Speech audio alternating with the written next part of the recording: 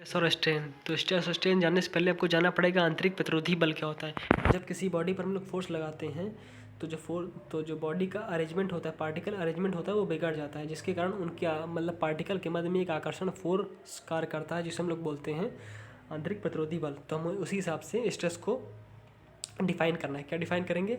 Formula लिखा है sigma बराबर आंतरिक प्रतिरोधी बल बटे क्षेत्रफल। तो हम क्या करेंगे? क्षेत्रफल को एकांक कर देंगे, तो इसको परिभाषित हो जाएगा। तो किसी पिंड के एकांक क्षेत्रफल पर लगने वाले आंतरिक प्रतिरोधी बल को ही क्या बोलते हैं? प्रतिबल। किसी पिंड के एकांक क्षेत्रफल पर लगने वाले आंतरिक प्रतिरोधी बल को ही क्या बोलते हैं? प्रतिबल बोलते हैं। ठीक है। अगला हम पढ़ेंगे टाइप्स ऑफ स्ट्रेस। तो स्ट्रेस हमारे 5 टाइप्स के होते हैं। पहला टेंसाइल स्ट्रेस। तो जब किसी बॉडी पर हम लोग टेंसाइल फोर्स लगाते हैं तो जो स्ट्रेस पैदा होता है उसे हम लोग बोलते हैं टेंसाइल स्ट्रेस। ठीक है।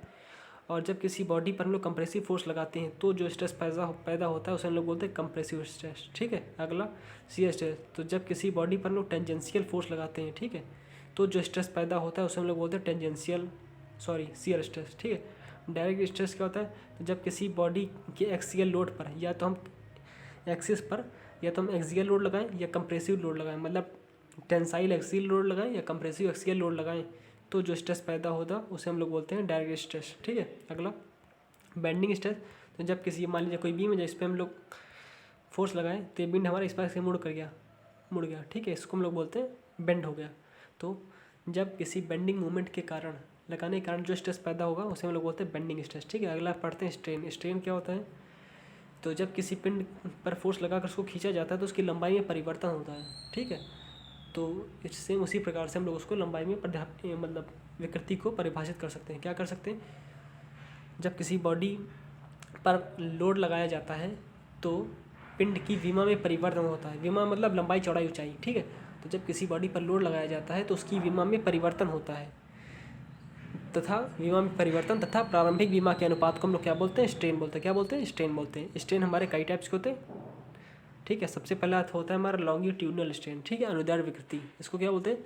जब किसी सिंपली परिभाषित कर सकते हैं delta L upon L. Formula क्या होता है? Delta L upon L.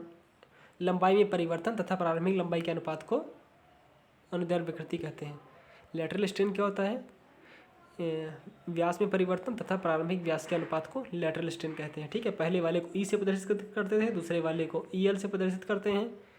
और शियर स्ट्रेन होती है तो जब किसी बॉडी पर हम लोग टेंजेंशियल फोर्स लगाते हैं, ठीक है, मान लिया टेंजेंशियल फोर्स लगाए तो इसमें जो है ना एंगुलर डिफॉर्मेशन हुआ, इस एंगुलर डिफॉर्मेशन को ही बोलते हैं शियर स्ट्रेन। ठीक है। इसको हम लोग फाई से प्रदर्शित करते हैं। अगला है हमारा वॉल्यूमेट्रिक स्ट्रेन। तो आयतन में परिवर्तन तथा प्रारंभिक आयतन के अनुपात को वॉल्यूमेट्रिक स्ट्रेन बोलते हैं। ठीक है। हुक्स लॉ क्या होता है? प्रत्यास्था की सीमा में प्रतिबल होता है वो विकृति के समानुपाती होता है। प्रत्यास्था की सीमा में प्रतिबल होता है वो विकृति के समानुपाती होता है। ठीक है। ये हमारा हो गया। अगला हम लोग पढ़ेंगे स्ट्रेस स्ट्रेन कर्व। ठीक है। इसमें क्या होता है? इसमें हम वाई एक्सिस पर स्ट्रेस को लेंगे और एक्सिस पर स्ट्रेन को लेंगे। इसमें क्या होता है? वो हमारा पहले पॉइंट बता दे रहे हैं। वो हमारा होता है ओरिजिन पॉइंट, ए हमारा होता है प्रोपोर्शनल पॉइंट, प्रोपोर्शनल लिमिट, ए डैश हमारा होता है इलास्टिक लिमिट, बी हमारा होता है अपर यील्ड पॉइंट और सी हमारा होता है लोअर यील्ड पॉइंट, डी को हम बोलते हैं स्ट्रेन हार्डनिंग स्टार्टिंग पॉइंट और ई को हम लोग बोलते हैं अल्टीमेट पॉइंट। इसके एक और आगे आता है ई एफ, उसको हम लोग बोलते हैं नेकिंग पॉइंट और एक और आगे जिसको बोलते हैं जी, जिसको बोलते हैं ब्रेकिंग पॉइंट। ठीक है। सारे पॉइंट के बारे में बता दिए। अब एक एक को डिफाइन करते हैं। वो हमारा ओरिजिन पॉइंट होता है जब हमारा जो बॉडी है वो जब जिस अवस्था में होता है, मतलब उसकी जो वास्तविक कंडीशन होती है उसको हम बोलते हैं ओरिजिन पॉइंट। ठीक है।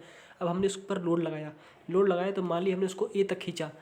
ए तक खींचने का मतलब है जिस प्रकार से हम लोड लगा रहे हैं सेम उसी अनुपात में स्ट्रेस भी बढ़ रहा है और स्ट्रेन भी बढ़ रहा है, तो इसको हम लोग बोलते हैं क्या? प्रोपोर्शनल लिमिट में है, मतलब समानुपातिक सीमा में है। मतलब हम जिस प्रकार से लोड लगा रहे हैं सेम उसी प्रकार से हमारा स्ट्रेस और स्ट्रेन बढ़ रहा है। ठीक है। ये चीज़ हमारा देखिए लाइन हमारा बिल्कुल सीधा है। ठीक है। लोड लगा रहे हैं, इधर भी बढ़ रहा है, इधर भी बढ़ रहा है। ठीक है। अब हमने क्या किया? अब उसके बाद हमारा आता है ए डैश। अब हम थोड़ा सा लोड लगा रहे हैं पर जो हमारा बॉडी है वो उस रेशियो में चेंज नहीं हो रहा है। जैसे हमने पहले बताया था, जब फोर्स लगाया तो जिस रेशियो में स्ट्रेस बढ़ रहा है सेम उसी रेशियो में स्ट्रेन बढ़ रहा है, पर हमने अब थोड़ा सा फोर्स ज़्यादा लगाया तो अब उस रेशियो में स्ट्रेस और स्ट्रेन नहीं बढ़ा, तो कुछ कम हो गया। ठीक है। उसको हम लोग बोलते हैं इलास्टिक लिमिट। है इलास्टिक लिमिट में हम अगर छोड़ देंगे तो वापस पहुंच जाएगा, लेकिन थोड़ा सा लंबाई कम बढ़ रही है अब। अगला हमारा होता है बी, जिसको बोलते हैं इलास्टोप्लास्टिक लिमिट। ठीक है। इसमें क्या होता है? इसमें अगर हम अब फोर्स लगा रहे हैं, अब अगर इसको छोड़ देंगे हम मतलब लोड लगाने के बाद छोड़ दिया, तो ये हमारा वापस अपनी प्रारंभिक अवस्था में नहीं जाएगा, कुछ कम होकर के जाएगा। ठीक है, उसको हम लोग बोलते हैं इलेक्ट्रोप्लास्टिक जोन। सी हमारा क्या होता, ए डैश से बी तक हमारा क्या था, इलेक्ट्रोप्लास्टिक जोन। ठीक है, अब बी टू सी में क्या होता है, अब हमने लोड को कम कर दिया, तभी हमारी लंबाई बढ़ रही थी। ठीक है, फिर हमने क्या किया, कुछ समय के बाद जो लोड को है वो बढ़ाना या कम करना बंद कर दिया, मतलब कांस्टेंट कर दिया। ठीक है, लोड को हमने कांस्टेंट कर दिया, तब भी जो हमारा लंबाई था मतलब जो खिंचता ही चला जा रहा था। ठीक है, और फिर हमने क्या किया, डी टू ई में हमने क्या किया, अब हम उसको खींचते जा रहे हैं तो तार है वो गर्म हो जाता है। ठीक है, तो उसको हम बोलते हैं अल्टीमेट पॉइंट। ठीक है, हम इससे ज़्यादा खींचेंगे तो वो पतला होना मतलब टूटने का प्रारंभ में शुरू हो जाएगा। फिर E2F में क्या हुआ, वो हमारा होता है नेकिंग पॉइंट, मतलब इस जोन में जो हमारा तार है वो बहुत ही पतला हो जाएगा, बिल्कुल टूटने की कगार पे हो जाएगा। अब ज़रा सा भी स्ट्रेस बढ़ा है तो वो टूट जाएगा। तो जी हमारा होता है नेकिंग मतलब ब्रेकिंग पॉइंट, इस पर हमारा स्ट्रेस टूट जाएगा। ठीक है, एक बार फिर से समझ लेते हैं। ठीक है, हमने क्या किया है, वाई एक्सिस पर स्ट्रेस को लिया है और एक्स एक्सिस पर स्ट्रेन को लिया है। तो हमारा ए हमारा क्या होता है, प्रोपोर्शनल पॉइंट, प्रोपोर्शनल लिमिट, ए डैश हमारा इलास्टिक लिमिट, बी हमारा अपर यील्ड पॉइंट, सी हमारा लोअर यील्ड पॉइंट, डी हमारा स्ट्रेन हार्डनिंग स्टार्टिंग जोन। ठीक है, स्ट्रेन हार्डनिंग स्टार्टिंग जोन, और ये हमारा होता है अल्टीमेट पॉइंट, और एफ जो भी बनाए थे वो नेकिंग पॉइंट, और जो जी था वो ब्रेकिंग पॉइंट। ठीक है, तो ए ओ से ए हमारा क्या है, प्रोपोर्शनल लिमिट, मतलब जिस रेशियो में हम लोग फोर्स लगा रहे थे सेम उसी रेशियो में हमारा स्ट्रेस और स्ट्रेन बढ़ रहा था। फिर जैसे हमने थोड़ा सा लोड और बढ़ाया तो अब उस रेशियो में नहीं बढ़ रहा था। फिर अब ए डैश टू बी, अब हमारा आता है प्लास्टिक इलेक्ट्रोप्लास्टिक जोन, मतलब अब हमने फोर्स लगा रहे हैं, अगर हम छोड़ भी देंगे उसको तो वो वापस अपनी प्रारंभिक अवस्था में नहीं जाएगा, कुछ कम होकर के जाएगा। बी टू सी में क्या हुआ कि हमारा प्योर प्लास्टिक जोन हो गया, अब उसको छोड़ भी देंगे तभी वापस जाएगा नहीं, उतने पे ही रुका रहेगा। ठीक है, और सी से डी क्या, अब हम उसको खींचते जा रहे हैं, वो लंबा खींचते चला जा रहा है। और डी टू ई में क्या हुआ कि अब वो हमारा जो तार है वो गर्म होना शुरू कर, ज़्यादा खींचेंगे तो गर्म हो जाएगा। फिर ई टू एफ में क्या हुआ, नेकिंग, मतलब बहुत ही पतला होना शुरू हो गया है। और ई टू जी में अब वो जाकर के टूट जाएगा। ठीक है, तो समझ में आ गया।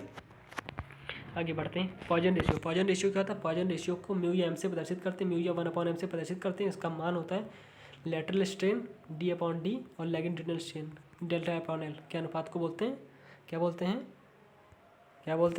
Poisson ratio. क्या बोलते हैं, पार्श्व विकृति तथा अनुदैर्ध्य विकृति के अनुपात को पॉइजन रेशियो बोलते हैं। ठीक है, अगला इलास्टिक कांस्टेंट, इसमें हमारा सबसे पहला है मॉड्यूलस ऑफ रिजिडिटी, इसको हम लोग कैपिटल ई से प्रदर्शित करते हैं। इसका हमारा फार्मूला होता है डायरेक्ट स्ट्रेस को हम लोग एफ से प्रदर्शित करते हैं, तथा वैल्यू और अनुदैर्ध्य विकृति जिसको हम लोग ई से प्रदर्शित करते हैं, इसके अनुपात को हम लोग क्या बोलते हैं, modulus of elasticity.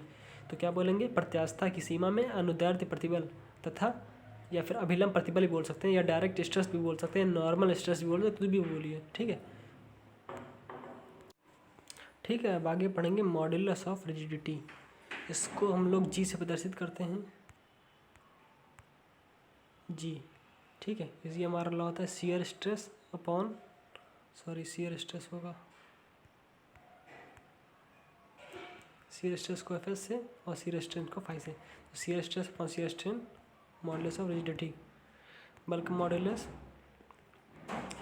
Direct stress और वॉल्यूमेट्रिक स्ट्रेन, उसको क्या बोलते हैं, बल्क मॉडुलस। ठीक है, ये हमारा कंप्लीट हो गया। एक बार फिर से कई रिवीजन करवा दें। ठीक है, तो क्या होता है, स्ट्रेस आंतरिक प्रतिरोधी, एकांक क्षेत्रफल पर लगने वाले आंतरिक प्रतिरोधी बल को ही प्रतिबल बोलते हैं। Types of stress, tensile load लगने के कारण जो स्ट्रेस पैदा होता है उसे टेंसाइल स्ट्रेस, कंप्रेसिव लोड लगने के कारण जो स्ट्रेस पैदा होता है उससे कंप्रेसिव स्ट्रेस, और टेंजेंशियल लोड लगने के कारण जो स्ट्रेस पैदा होता है उसे शियर स्ट्रेस। और जब किसी बॉडी पर एक्सियल लोड या कंप्रेसिव लोड, मतलब टेंसाइल लोड या कंप्रेसिव लोड उसकी एक्सिस पर कार्य करता है तो जो स्ट्रेस पैदा होता है उसे हम लोग बोलते हैं डायरेक्ट स्ट्रेस या normal stress. Bending stress, bending movement के कारण जो स्ट्रेस पैदा होता है उसे बेंडिंग स्ट्रेस। विकृति, किसी बॉडी पर लोड लगाते हैं तो उसकी विमा में परिवर्तन तथा प्रारंभिक विमा के अनुपात को स्ट्रेन बोलते हैं। लॉन्गिट्यूडनल स्ट्रेन, लंबाई में परिवर्तन तथा प्रारंभिक लंबाई के अनुपात को लॉन्गिट्यूडनल स्ट्रेन। लेटरल स्ट्रेन, व्यास में परिवर्तन तथा प्रारंभिक व्यास के अनुपात को कौन सा स्ट्रेन था, लेटरल स्ट्रेन। और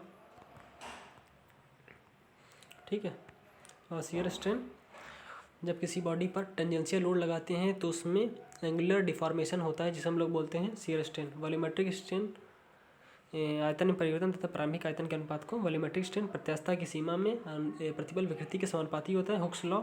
इसमें स्ट्रेन कर्व में O to A proportional limit, A dash elastic limit, B upper yield point, C lower yield point और D starting to hardening starting of hardening zone. ठीक है, और E हमारा होता है अल्टीमेट पॉइंट, और F जो भी हमने बनाया था वो नेकिंग पॉइंट, और G था वो ब्रेकिंग पॉइंट। ठीक है, पॉइजन रेशियो पार्श्व विकृति तथा अंदर विकृति के अनुपात को पॉइजन रेशियो, इलास्टिक लिमिट, फिर से अभिलंब प्रतिबल तथा अंदर विकृति के अनुपात को young modulus, modulus of rigidity, shear stress upon shear strain के अनुपात को मॉडुलस ऑफ रिजिडिटी, और अभिलंब प्रतिबल तथा या डायरेक्ट स्ट्रेस अपॉन आयतन विकृति के अनुपात को बल्क मॉडुलस बोलते हैं। ठीक है, ये हमारा चैप्टर यहाँ पे कंप्लीट करते हैं। अभी कंप्लीट नहीं हुआ है, अगले वीडियो में हम इसको कंप्लीट करेंगे। ठीक है।